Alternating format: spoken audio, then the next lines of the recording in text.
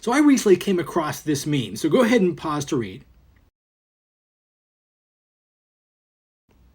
So this is a very provocative and psychological observation that no one finds God when life is a masterpiece. We don't see a sudden surge of conversion into religion among people that have just won the lottery or just got a completely clean bill of health. When everything's going great, they're not signing up for God.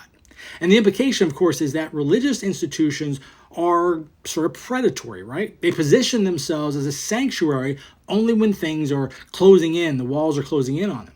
But ironically, shortly after I saw this meme, a viewer left this comment on one of my videos, and they meant that to be an inspirational sort of statement. So pause to read.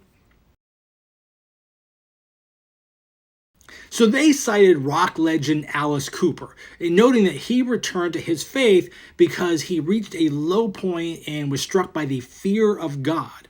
And this person saw this as a beautiful story of redemption.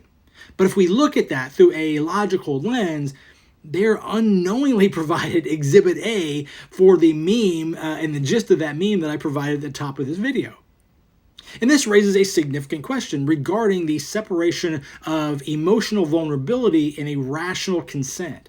If a belief system only becomes true or necessary when an individual is at their most fragile, we do have to ask, is that a spiritual awakening or is simply a survival mechanism that's being exploited?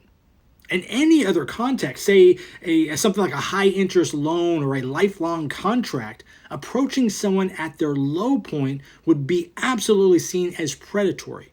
Yet in the realm of theology, this is framed as some sort of a miracle. It's a fascinating bit of cognitive dissonance, right? The believer sees this as a lifeline, but the skeptic sees it as a trap set for the drowning person. But the data point remains completely consistent. Faith often relies on the absence of well-being to gain a foothold. All right, so I'm curious, is a truth that requires you to be broken to believe it actually true? Let's discuss that in the comments.